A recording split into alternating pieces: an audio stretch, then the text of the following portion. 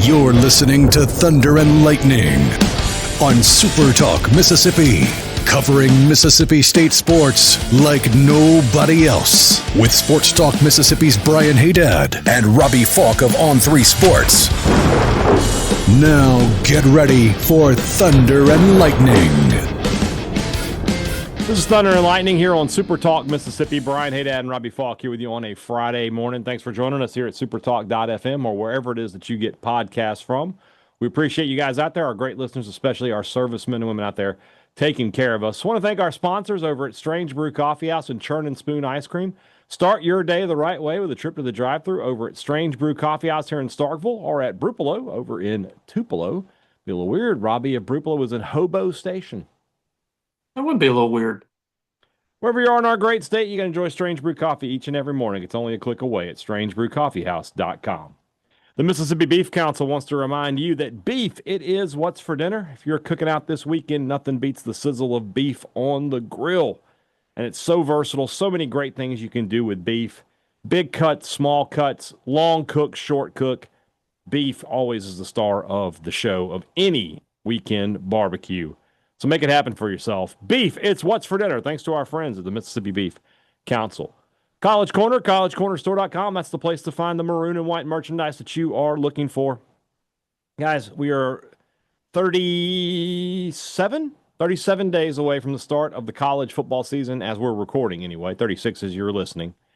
And you want to get some new gear. You know, that old tattered Banner M polo, it's time to go. It's time to get with the new program, the interlocking and the state script. Get it at College Corner. 2 locations to serve you in the Jackson area. Original by Fleet Feet, followed by the Half Shell. Ring shop online, collegecornerstore.com. Restaurant Tyler, Starkville's flagship restaurant for lunch, dinner, or Sunday brunch. The best meal in town is at Restaurant Tyler. Robbie and I dined at Restaurant Tyler yesterday, and you guys will be shocked to hear that it was awesome. It was really good. It was. It was. I mean, it's always good. Yesterday was exceptional. It was just good. Service was on point. I never even had to ask for a refill. That young lady kept bringing them. She was like, "Got you another Coke Zero?" I was like, "Thank you." We were like halfway done with our drink, and she was filling it right back up. She's already back. Yeah. So great service. Service is always great. Great people. Food's usually fast. Great food. Yeah, it was good. You can't go wrong. Restaurant Tyler. Priority One Bank, 16 locations to serve you throughout central Mississippi. Let PriorityOneBank.com be your guide to show you not only are they going to help you manage your money and invest, but prepare for your future. Now more than ever, when you have questions about your money, you need answers. You need to get service from a bank that knows you the same way they know about your money. That's Priority One Bank. Let Priority One Bank make you their priority.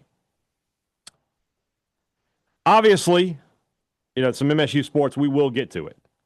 If you are not a fan of the business of professional wrestling, it is time. I will tweet out a time that you start tuning in.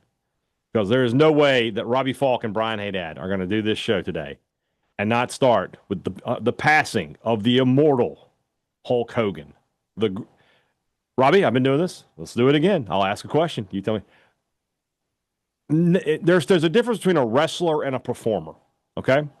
A wrestler, Hulk Hogan, not the greatest of all time, all right? Not in the top 100, probably. Probably not. Although his matches in Japan, surprisingly good.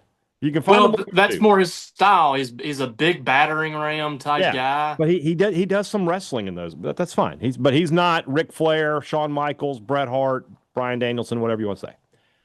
But in terms of a performer, in terms of an attraction, the greatest of all time is Hulk Hogan, and he, without question, is the main reason professional wrestling is what it is today.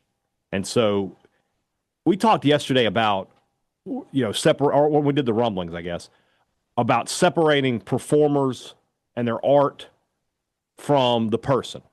And I think that Bunky Perkins may have tweeted this. It was basically Hulk Hogan, awesome. Terry Bollea, maybe not so much. But Hulk Hogan, we loved, we gave so much adoration to. And he's a guy that, how many people can say he was the best good guy of all time and the best bad guy of all time? Because you can make a strong case he's both. Yes.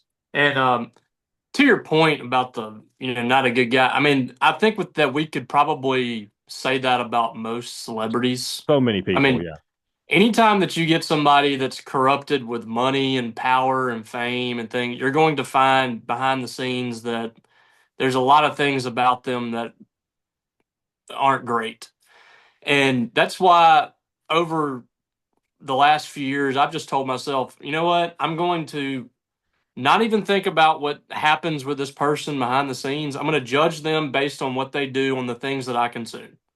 So if I'm consuming their music, their movies, what they do in wrestling, whatever, who they are away from their character and how they're performing is up to them and God for me. Like I'm not gonna whatever they do. Then I don't care. I'm not trying to dismiss that, but Right. for me, if I'm talking about Hulk Hogan, I'm talking about the Hulkster. I'm talking about a guy that picked up a giant and slammed him through the mat and set the whole world ablaze at WrestleMania 3 or WrestleMania. Yeah, it is WrestleMania 3, isn't it? Yeah.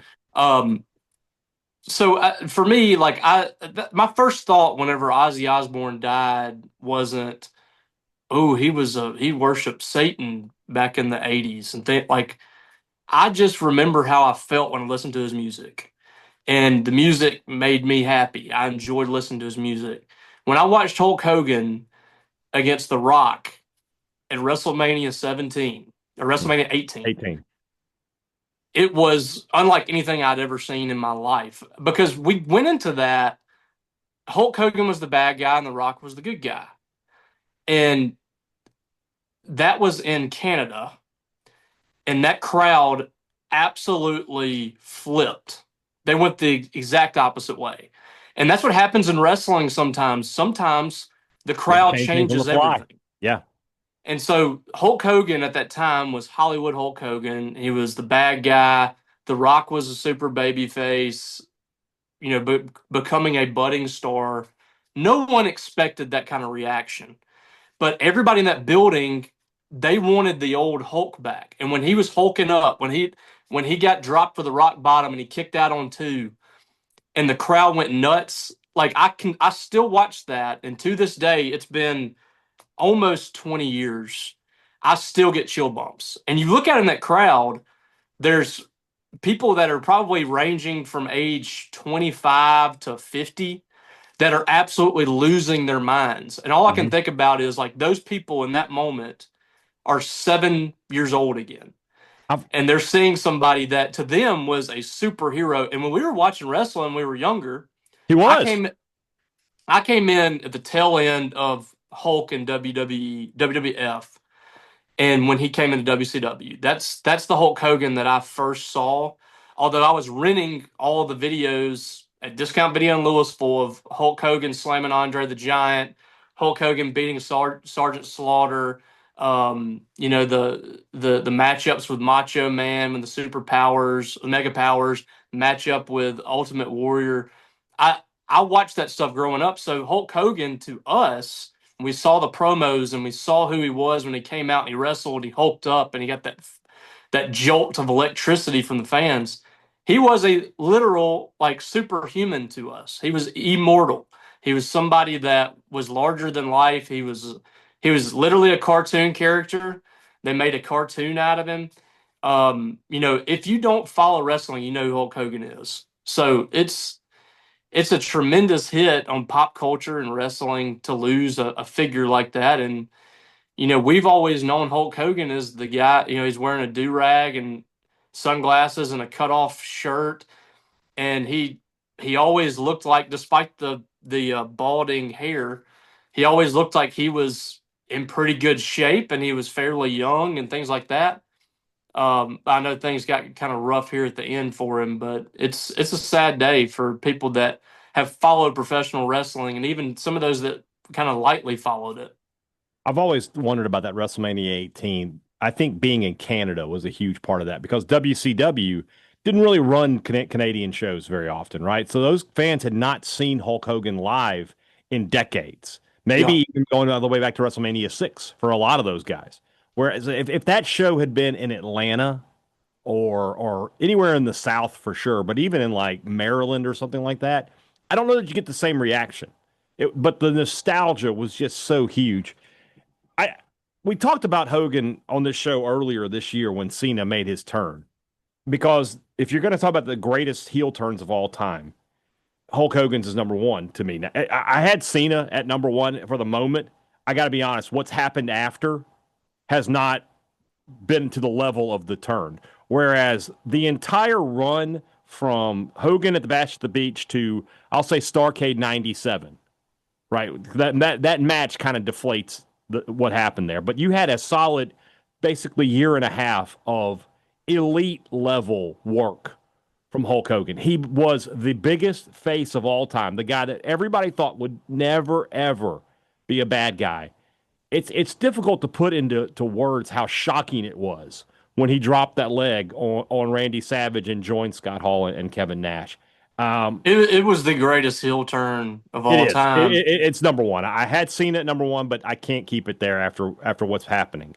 And I think you could make a case that Hulk Hogan is simultaneously the greatest babyface and the greatest Yes. heel ever. Yes. Yeah. I said that a little bit earlier. Yeah, I agree with that. That is he's certainly the greatest babyface.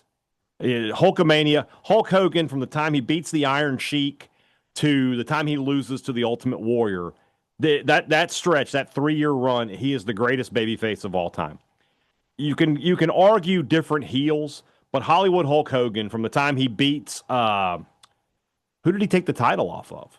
The Iron Giant. Sheik. No. They're talking about Hollywood Hulk Hogan. He beat the Giant. From that till he loses the title at Starrcade to Sting is as good a heel run as anybody. I mean, look, people were openly throwing trash in the ring at him, and he was like bringing on. He completely flipped his character. He completely flipped everything you thought about him. You can, as big as he was in the 80s, he was equally as big in the 90s for different reasons. I mean, the pop culture relevance of Hulkamania is similar to the pop culture relevance of Hollywood Hulk Hogan. You had, even in the 80s, I never saw people wearing like Hulkamania t-shirts around town or anything like that. But you saw NWO t-shirts everywhere. Like, you just be at the mall, at the grocery store, and somebody was wearing an NWO t-shirt.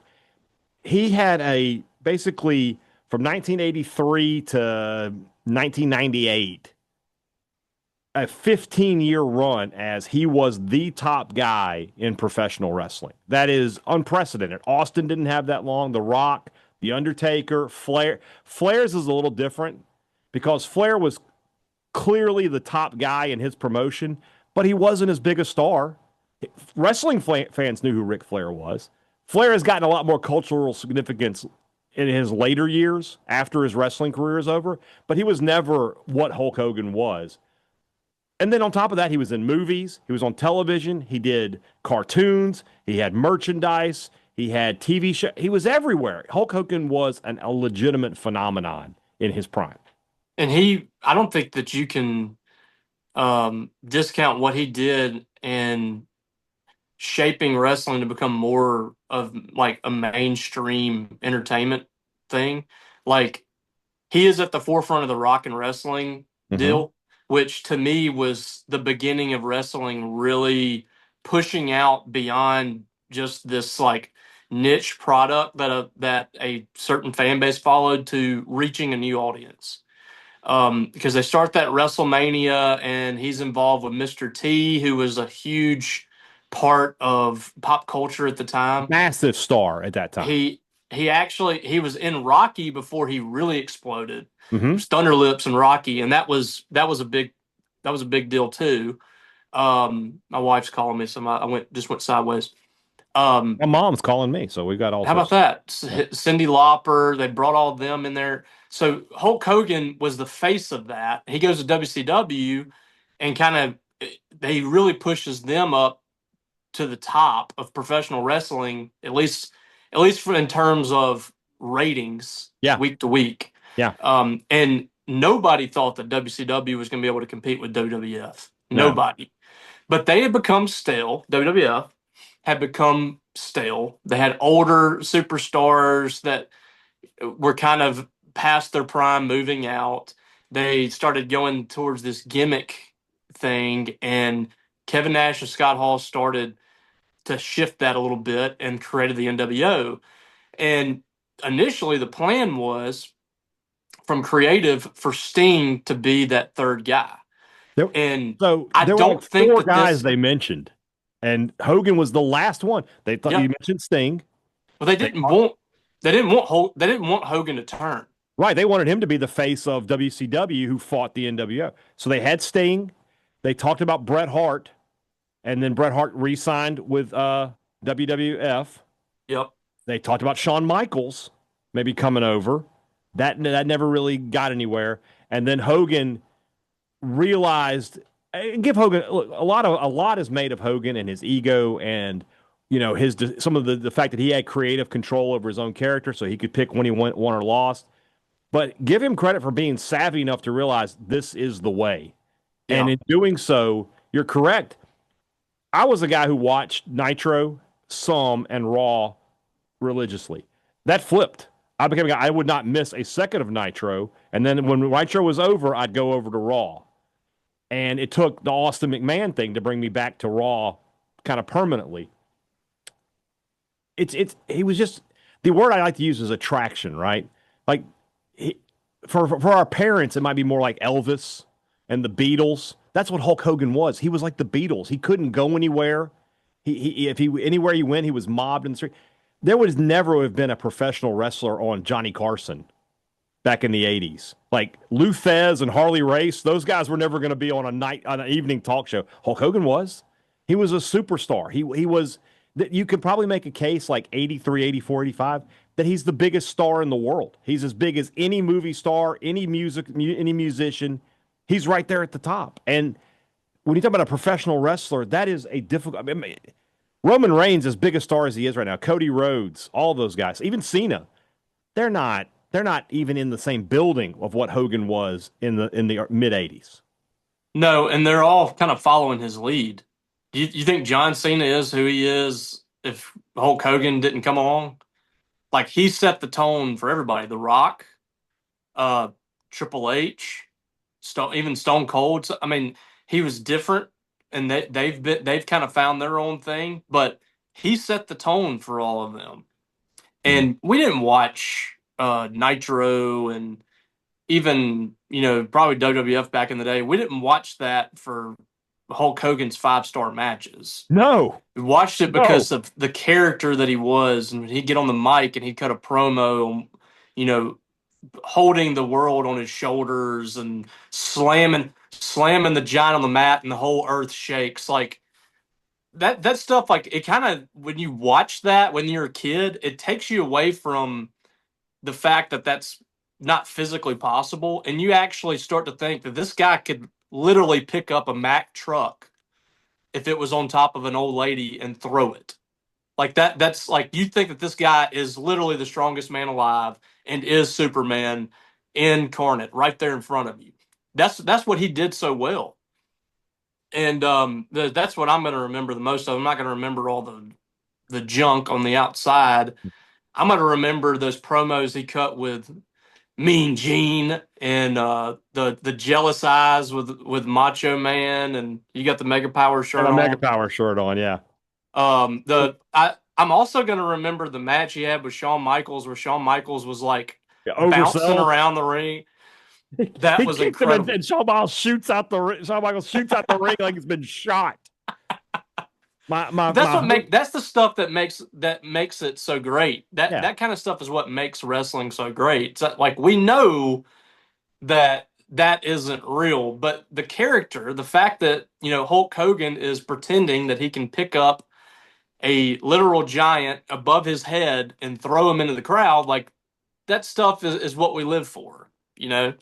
So if I'm ranking Hogan matches isn't really a thing, right? Because we're not talking about 60-minute classics, but Hogan Andre is, I mean, in terms, again, of being an attraction, 90,000 people in Detroit, Michigan to watch this match.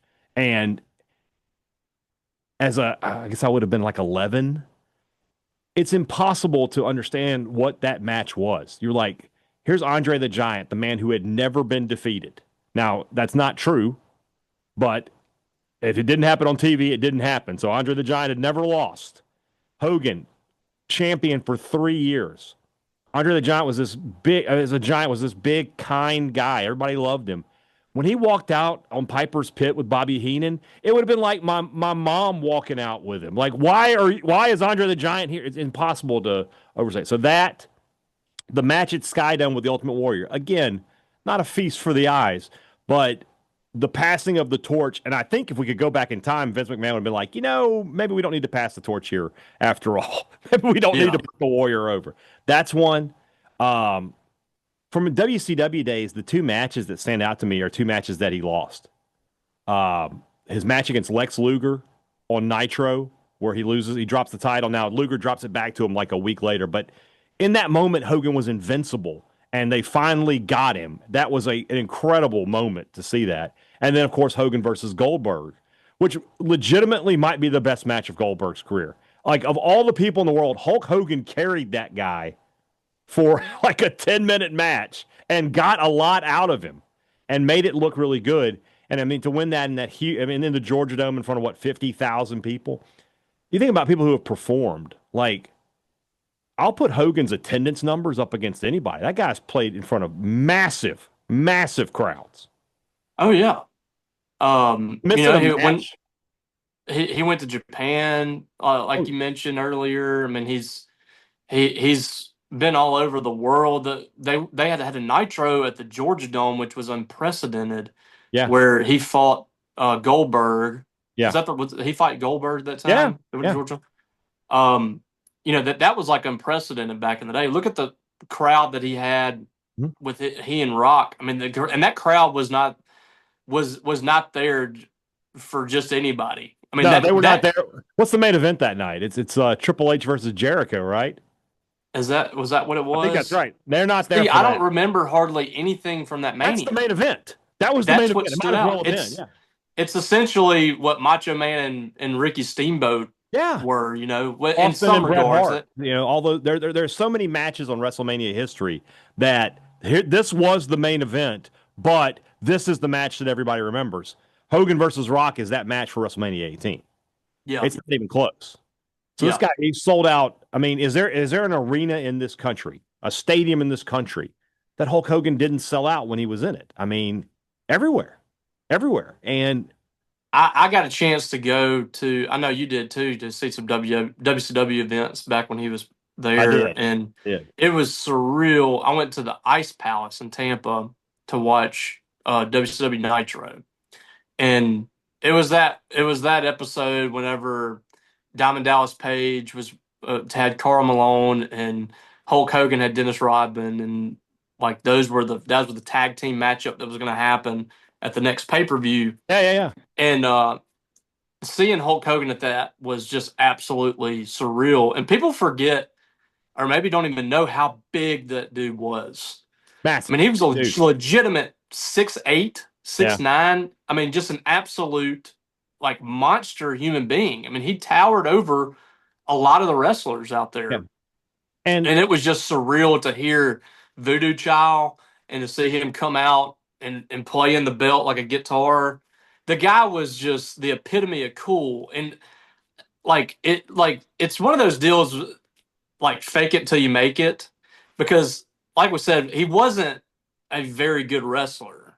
He really wasn't. He wasn't a very good wrestler compared to some of the others that came along. But you thought that this guy was a monster. I mean, you really did. You thought that whoever he went in the ring with, he was going to beat because he was massive and he looked cool and he had that aura about him. He was perfect for that profession. And it's hard to imagine someone that set the tone for the direction they went into like Hulk Hogan did. You think about wrestling events. Like, they wrestled at the Sturgis motorcycle rally. Now, imagine at some point saying, hey, we want to have a wrestling event there. Those people would have been like, absolutely not. Like, there's probably some wrestling fans in that demographic, but by and large, they've been like, no. But you attach Hulk Hogan to it. And at that time, what he was doing in the wrestling, they were like, absolutely, we'll do it. And it was a huge success. The ability for Nitro to take over Club La Vela on spring break. Like, yes. there's a time in history where the people who own Club LaVela have been like, absolutely not. Why would we do such a thing? But they were like, no, let's do that. We're gonna have a packed house on a Monday night because Hulk Hogan and WCW are coming here. I'm sure you think about NFL stadiums. We mentioned the Silverdome. I'm sure he sold out the Superdome. We mentioned the Georgia Dome. He would have sold out. I'm trying to think my way around. I mean, this is a guy who, how many times did he sell out Madison Square Garden? Probably over 100, more, if not. His legacy is another thing in terms of legacy. We said the guy himself may not have been the best person, but say your prayers, take your vitamins was something parents could tell their children, like, hey, that's Hulk Hogan. That's your hero. He says his prayers every night. He takes his vitamins. He works hard. That's what you need to do. He became a role model for a lot of kids out there and who would take their vitamins because Hulk Hogan told them to. So my guess is he probably, even indirectly, did a lot of good in his life as a performer through the message he had as in the first half of his career. What an unbelievable legend. And I was thinking about this. You think about my childhood. WWF was Hulk Hogan versus Roddy Piper. They're both gone now. The other side was Ric Flair versus Dusty Rhodes. And Dusty's been gone for quite some time, and Rick is hanging on for dear life. He's going to be the last one to go. But I do not understand how Ric he Flair's should still have been the alive. first. And Savage, obviously, with Hogan, is gone as well. So, we're the next group of wrestlers that go when we talk about the iconic guys are going to be the guys who we were a little like Sting, Luger, Bret Hart, Shawn Michaels. That's the next group. Hogan was one of the last of the big ones from the 80s. And now Flair is really the only one left now. So, I mean, and that group, the beat marches on, my friend. I mean, let's be honest, they're all lucky. The ones, I mean, even Hogan to make it to where he is now, they're all lucky to still be alive. Ric Flair's lucky to still be alive. The stuff they've put their body through over the years, that era was rough. It was big time rough. You talk about the steroids and the drugs and alcohol and the pills and things that they had to take because Hogan was probably one of the first, I would say, to get a guaranteed contract. I don't know who was number one on that, but he was probably one of the first to get a guaranteed contract. Yeah, he When they made first a lot started, of money for people. you were paid based on the work that you did. Right. So you go to a show, you get paid for it. Hogan was one of the first that actually got a guaranteed contract. And so what I'm getting at is those guys, to stay in the ring so they continue to get paid, were taking steroids, were taking pills, were popping pills left and right just so they could hide their injuries so they can continue to get paid. So, I mean, look at all those guys that have passed over the last 15 to 20 years that came up in that era that had massive heart attacks, drug abuse that led to death, suicide. That was a very difficult time coming up in the wrestling business. And guys like Hulk Hogan, he could count his blessings that he made it to 70. Ric Flair to be approaching close to 80, maybe 75. He's lucky, man, Flair because those guys, he just turned 76 in February. unbelievable. Those guys are lucky to still be here because that was a tough time. And thank God that has kind of worked his way out. You don't see very many people in the business now that struggle with any kind of addiction, and they've also really worked on having parameters in They place made to it help. better, yeah. Yeah, so just a tough time going up. I mean, and he was a shark, man. I mean, he was a shark. He ate everything alive, and he also elevated the business, and he made a lot of money for a lot of people too. Yeah. So, but definite legend. This week has been really difficult. Yeah, legend gets thrown around a little loosely these days, but because I love Malcolm Jamal Warner, but legend's a bit of a stretch. Yeah.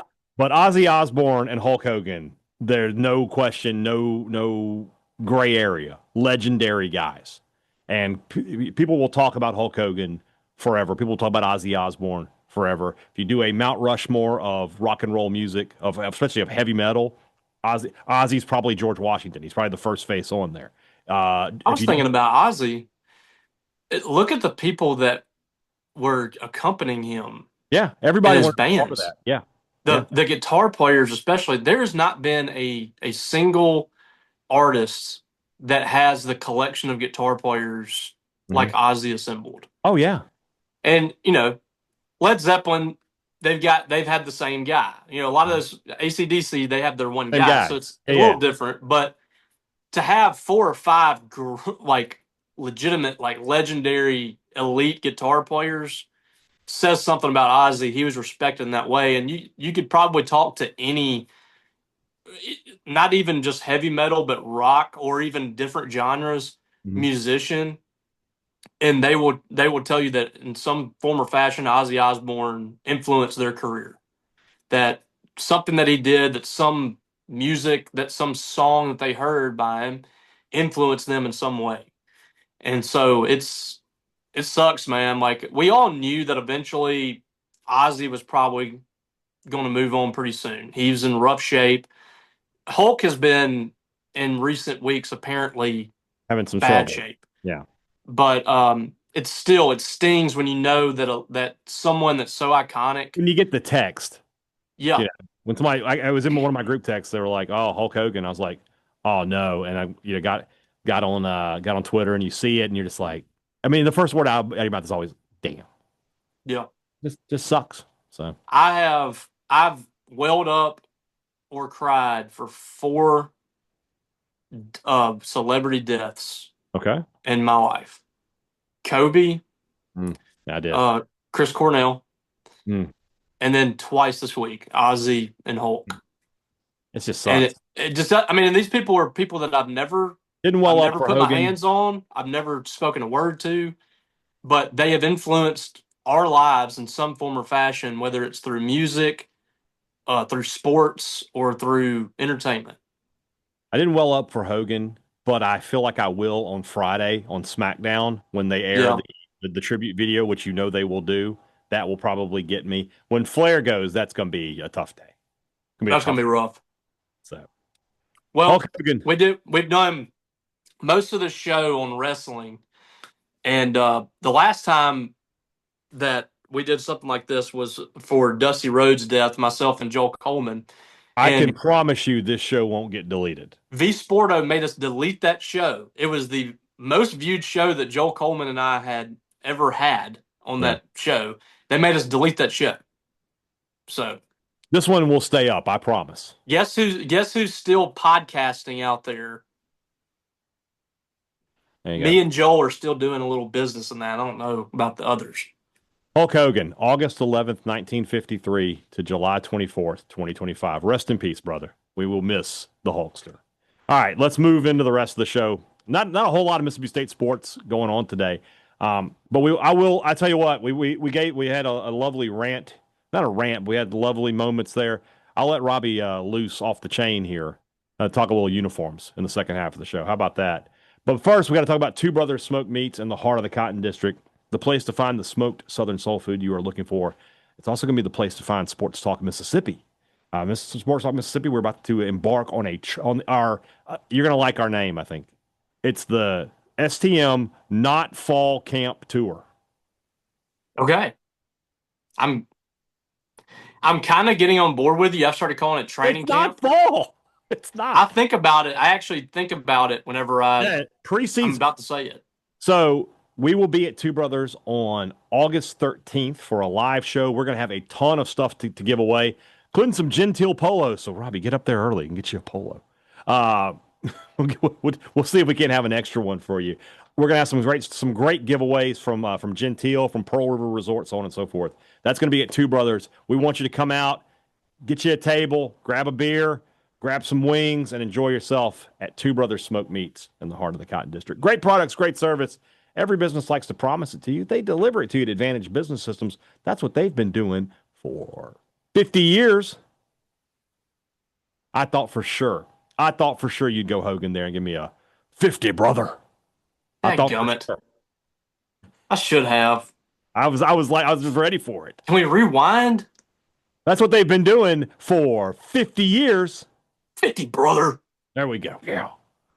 When you need, Help me, Gene. well, let me tell you, brother, when you need a new copier, when you need a new printer, the place to go is Advantage Business Systems, brother. They've got. What was the one where he was like doing the backstroke out of there? Oh, yeah. I'll see if I can make that happen. They got 50 years of experience, brother. They've been the number one longer than the Hulkster. If you need a new copier today, you call 601-362-9192, brother, and they'll take care of you. Let Advantage Business Systems show you how they do business.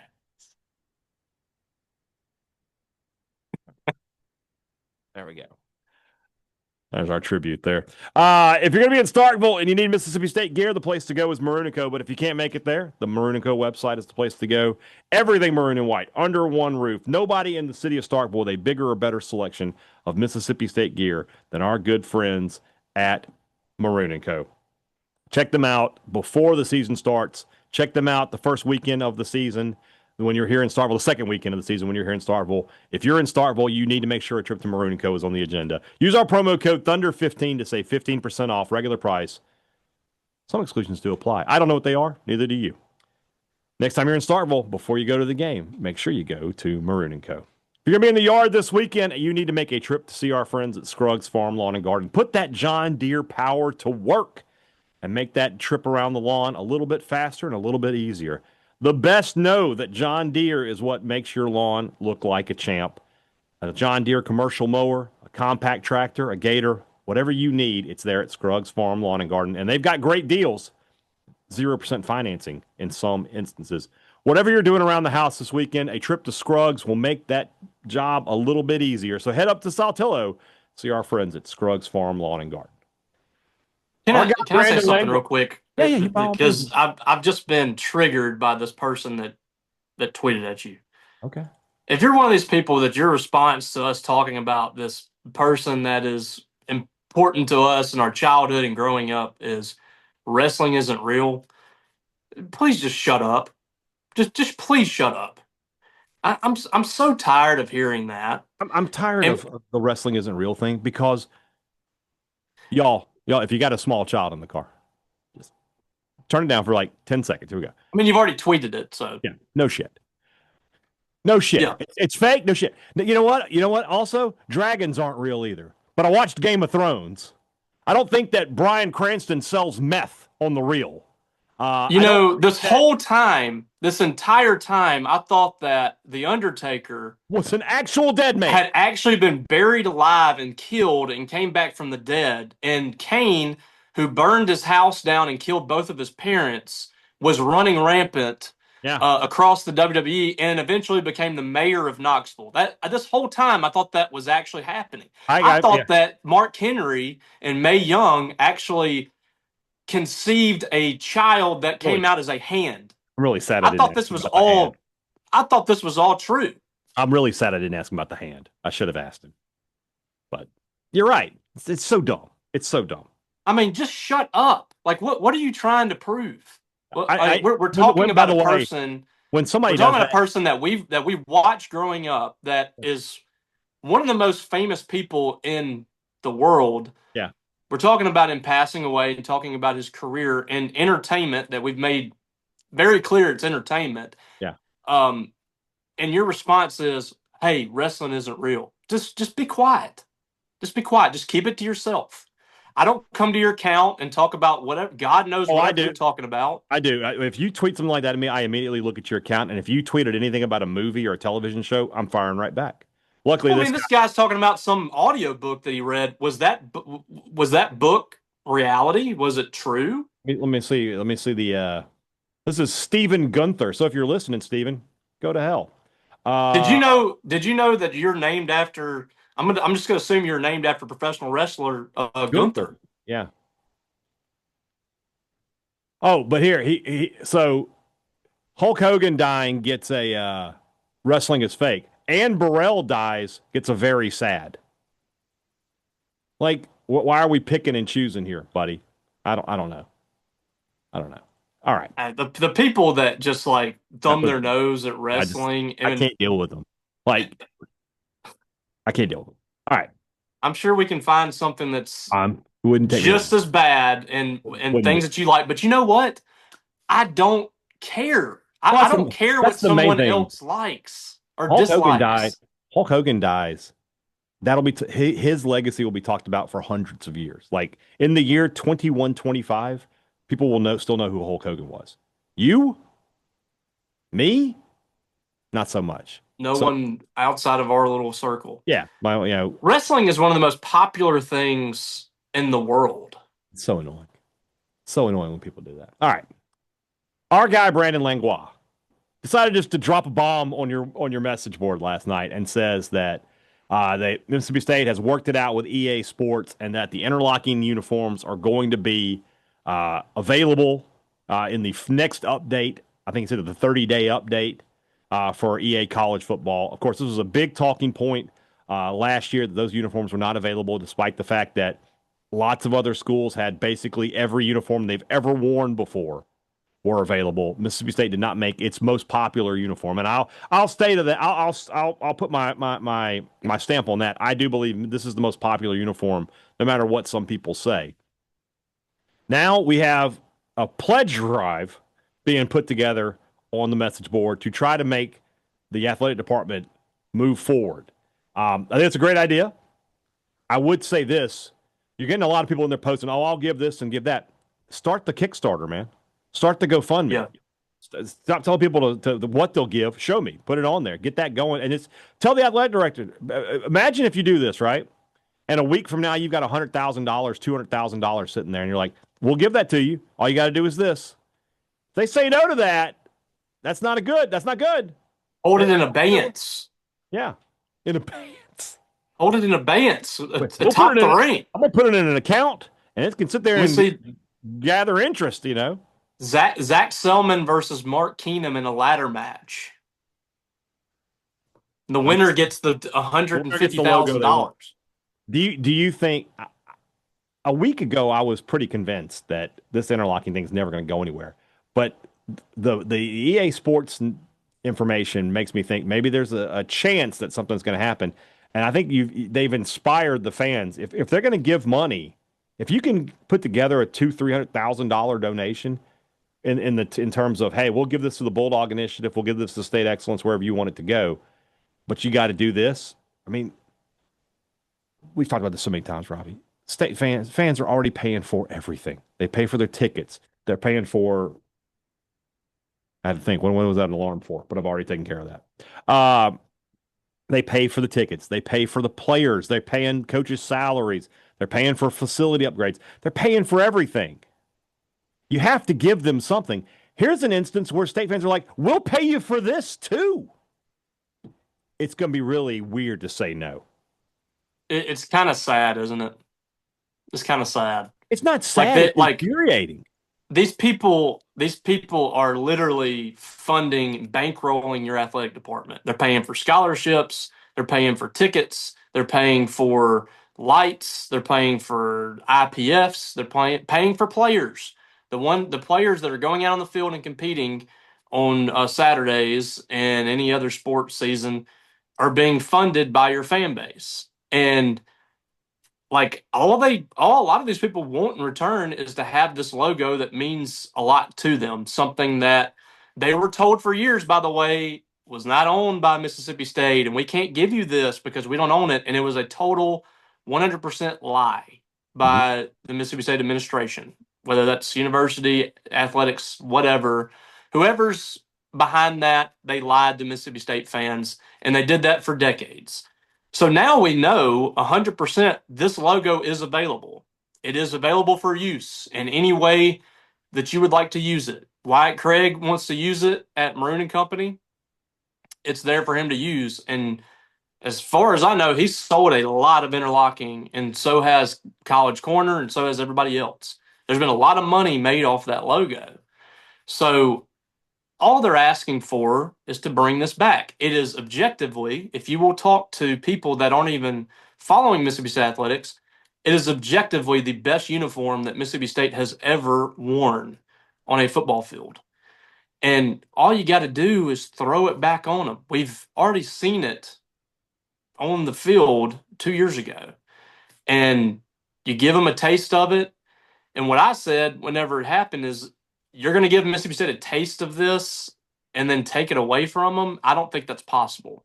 I thought when that happened that it would really turn things and we would start to see that more prominently used by Mississippi State on the field. And they just kind of threw it back in the back of the building and said, no, we're going with this. And it's very difficult to look at the current units that they put on and compare those to what they have with interlocking. It's not even in the same realm. So this is a softball to me. This is an opportunity. If I'm Zach Selman, I'm like, all right, they want to raise some money. Let's go. If we can raise $1 million with the fan base, we will give you interlocking uniforms. You know what would be interesting is if you did that, because we hear from a lot of people who are like, nobody cares, and nobody. This isn't that big a deal. It's just a few people who care about this. We hear that a lot. You raise $1 million. That kind of tells you, like, no, a lot of people care. So, and it's mutually beneficial. Yeah. So Mississippi State gets $1 million for the state excellence fund. If I'm Selman, I would do like, all right, we're willing to do this, but it's got to be a big number. It's got to be $1 million, and we'll find out, how legit it really is. And yeah, and I mean, I honestly don't know where this starts. I don't know. I don't know if this is a university problem or if it's an athletics problem. I've tried to find out that, and it's kind of like the buck kind of gets passed around. I don't know where this comes from or why it's such a big deal that this logo can't be used. And I'm as tired of talking about this as any of the other people that complain about people complaining. I'm tired of talking about it too, but it's at the point now where it's pissing everybody off that they're not being listened to about this logo. And it might seem minor to a lot of people, but at the end of the day, it's just a result of people believing that they're not being heard and things are not being listened to when they're funding and bankrolling this entire athletic department. Yeah. So to me, it just makes a whole lot of sense, like, for Mississippi State to come out and say, all right, you want this logo?